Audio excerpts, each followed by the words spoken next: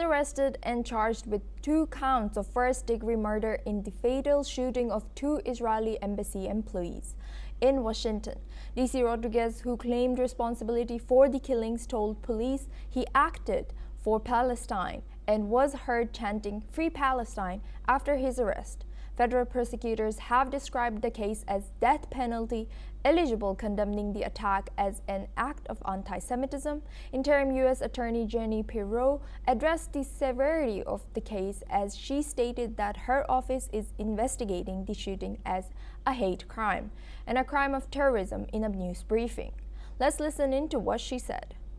31-year-old Elias Rodriguez of Chicago, Illinois, is now charged by complaint after his initial appearance before U.S. Magistrate Judge Matthew Sharbaugh with the following: murder in the first degree for the murder of 30-year-old Yaron Levshinsky, a foreign official and official guest of the United States. Mr. Levshinsky was here on official business for the State of Israel. The defendant Rodriguez is also charged with 2 counts of murder in the first degree for both Yaron Levshinsky along with 26-year-old Sarah Lynn Milgram of Kansas. In addition, there are several felony firearms charges for discharging a firearm in the middle of a violent crime and for causing the death of an individual through the use of that firearm. The White House press secretary also shared the administration's deep sorrow and outrage over the tragic killings. She echoed President Trump's sentiments, reaffirming that the full force of the law would be brought to bear on the perpetrator. Let's listen to what she had to say. The evil of anti-Semitism must be eradicated from our society. I spoke to the Attorney General this morning.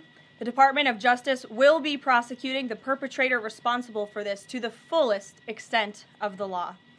Hatred has no place in the United States of America under President Donald Trump. Everyone here at the White House is praying for the victims' friends and families during this unimaginable.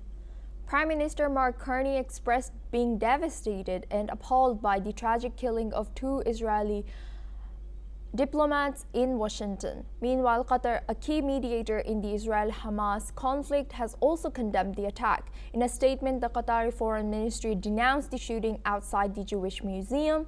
The ministry extended the state's condolences to the victims' families and reaffirmed Qatar's rejection of violence in all its forms.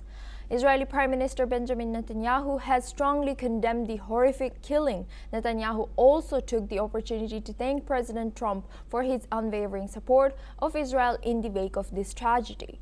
In his statement, Netanyahu also accused leaders from France, Britain, and Canada of emboldening Hamas militants, suggesting that their condemnation of Israel's recent escalation in Gaza has only strengthened the terrorist group's resolve. Let's hear what Netanyahu had to say. I could never understand how this simple truth evades the leaders of France, Britain, Canada, and others.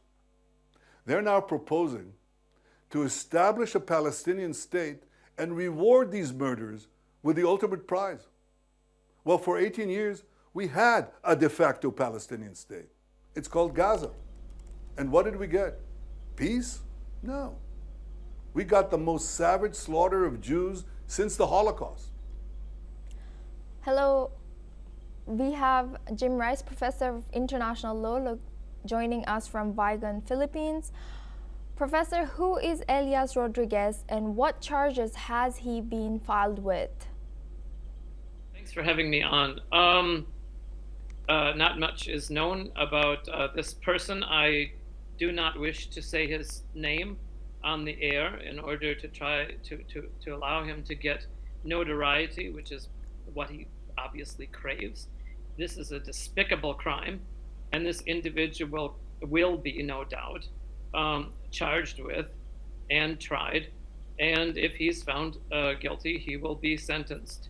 And this is why it is so important for the United States and other nations to continue to maintain the basic core rights of due process.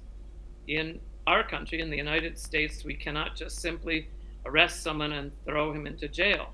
The person is subject to being charged and will be allowed to adduce evidence before the court. The jury will determine the facts, the judge will determine the law, and the verdict will be delivered according to the law. So in terms of this particular person, I really don't know much about him, except for the fact that he's allegedly committed a very heinous crime. Thank you for sharing that insight. And what were the circumstances of the shooting outside the Capitol Jewish Museum? Well, again, the news was just coming in this morning as I was, getting up in this part of the world. It seems that there was this event. The shooter, the person who's been charged, was apparently lurking around. He spotted the victims. I don't know how he was able to ascertain his targets, and we will find out as and when the state presents its case before the court. And why is this case being investigated as a hate crime and as an act of terrorism? Okay, that's a good question. Thank you. Well, he's obviously targeted two individuals who are either employed by or associated with the Israeli embassy, who are Jewish, and of course his remarks, which were reported on the news, suggest that his motivations were political, and therefore it is most likely a hate crime and most likely terrorism.